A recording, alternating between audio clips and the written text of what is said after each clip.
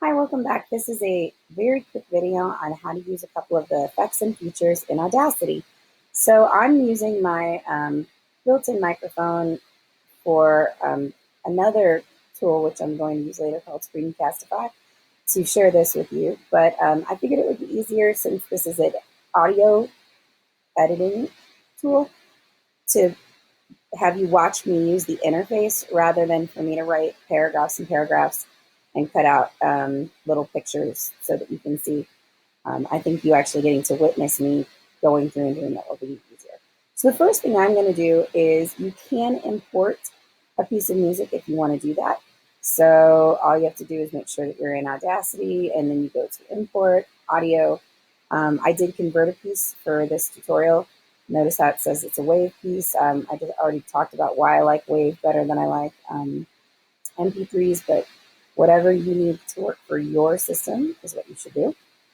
So I'm highlighting the entire thing because I want to change the entire thing. Now you have the option to change sections of something. So if I just wanted to change the pitch or the speed or the volume on something, I could highlight a certain section. In this case, I'm just going to show you the overall technique.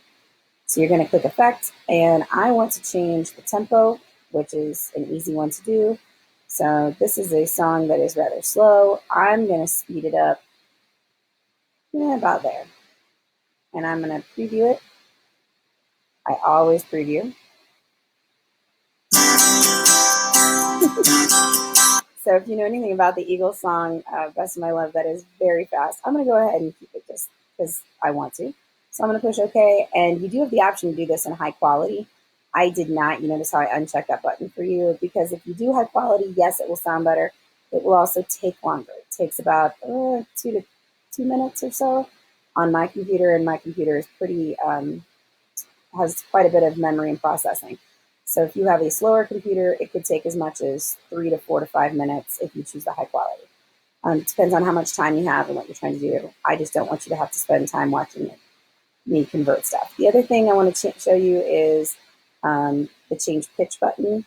But I guess before I do, I'll have you listen to the project. So now if you're going to sing this song, you're going to be going very, very fast. So it's still highlighted. I'm actually also going to change the pitch on it. So changing the pitch does not change the tempo. We've already changed how fast it went. Now we're going to change how high or how low it goes. You don't have to do this. But since I'm a girl and the Eagles are not, they're gentlemen, I'm going to make it a little bit higher. I would suggest perhaps changing it, not messing around with key signatures unless you are a very good musician and you know what key it starts in and what key you want to go to. All you really need to remember is this: for every number, it's a half step up or a half step down. So if you do -1, it would go down a half step, like from G to F sharp. If you do just regular one, it would go up a half step from G to A flat. So I'm doing 2 half steps. I'm going from, in this case, the general key of F sharp to the general key of A flat. And I'm going to preview it as always. You might be able to tell it's definitely higher. So I'm just going to go ahead and hit OK. And then I'm going to listen to my finished product. Okay, now the other thing I want to show you is you can make this softer. And the reason why you would want to do the playback volume softer is maybe you want to record over this. So I moved the playback volume all the way down to like 2. And now when I hit it, it's barely there, but it is there. You can turn it up even a little bit more. And then if I record, it'll actually play back and do that at the same time. So I'm going to record. This is me recording. But see, since I didn't add another track, that's why it's not playing. So I don't like what I just did. You may notice I messed up. So I'm going to hit that wonderful Control Z button. And what I really want to do is I want to add another track. So I want to go to File, and I want to go to Edit, and I want to go to Tracks, and I want to add me another track on. So add new, and I want to we'll do a mono track because it's just me talking. So mono is 1, stereo is 2. So this time I'm going to be using this to record while that plays. So I'm going to hit play, and then I'm going to hit record. Okay. So while it's going through and it's playing, it's going to be also recording my voice. So I'm now recording my voice, and while it's recording, the background music is playing with you. This is very helpful if you're trying to do a karaoke performance and record it, or if you're recording, let's say, a video or a presentation and you want some soft background music. It's not going to overpower your voice because your voice is taking up most of the microphone power. Because remember, we move this way up and we move this way down. Okay? So let's go back and listen.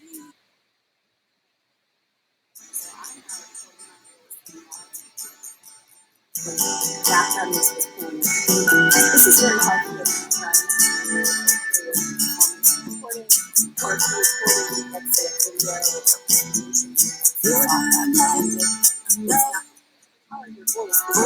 presentation.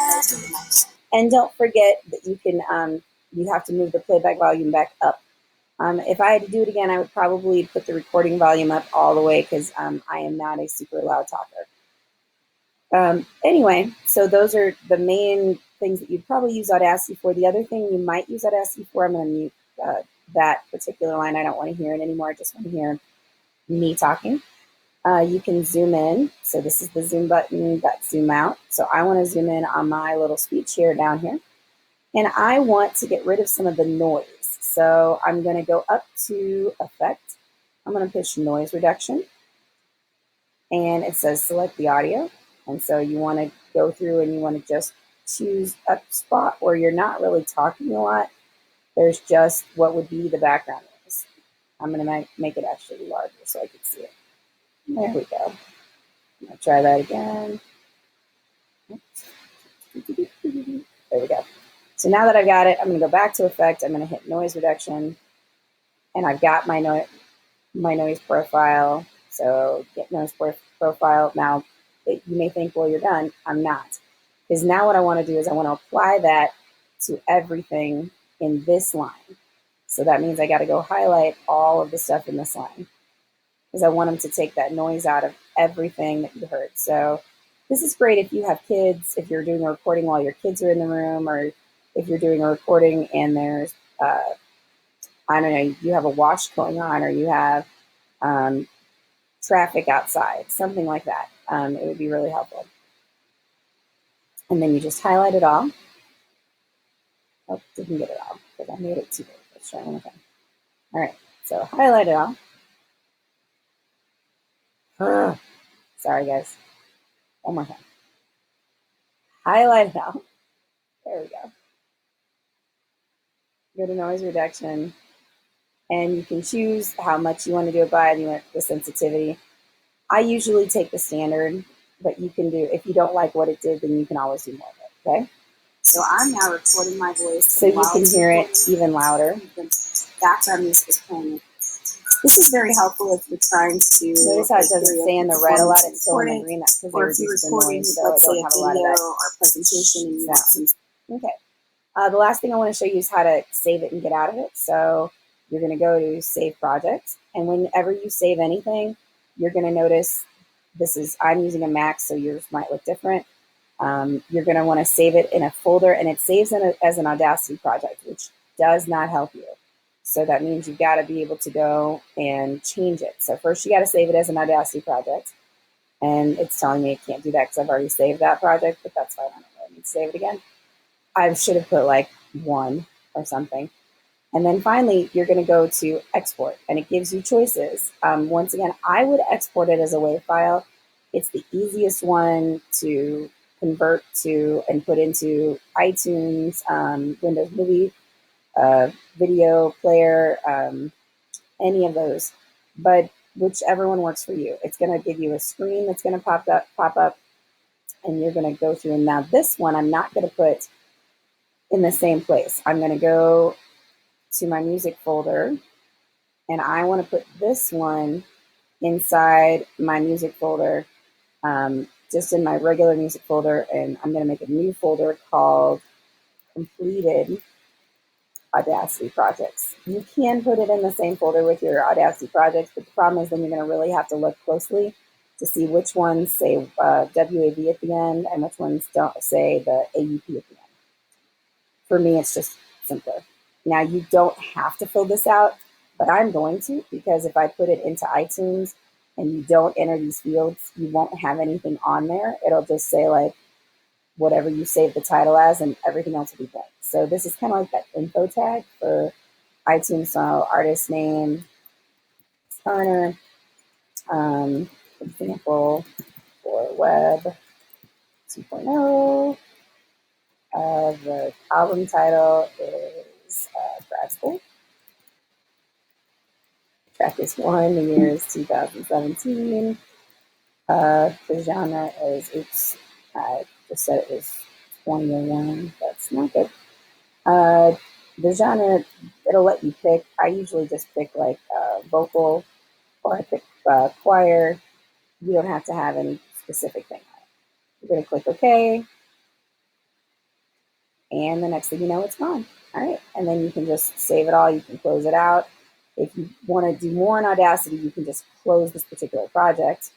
If you want to quit now, if you want to quit, and it'll always ask you that. If you want to quit Audacity, it'll you have to actually go up in Mac and you have to push quit Audacity. All right, well, that's all that I wanted to show you. Have a great day.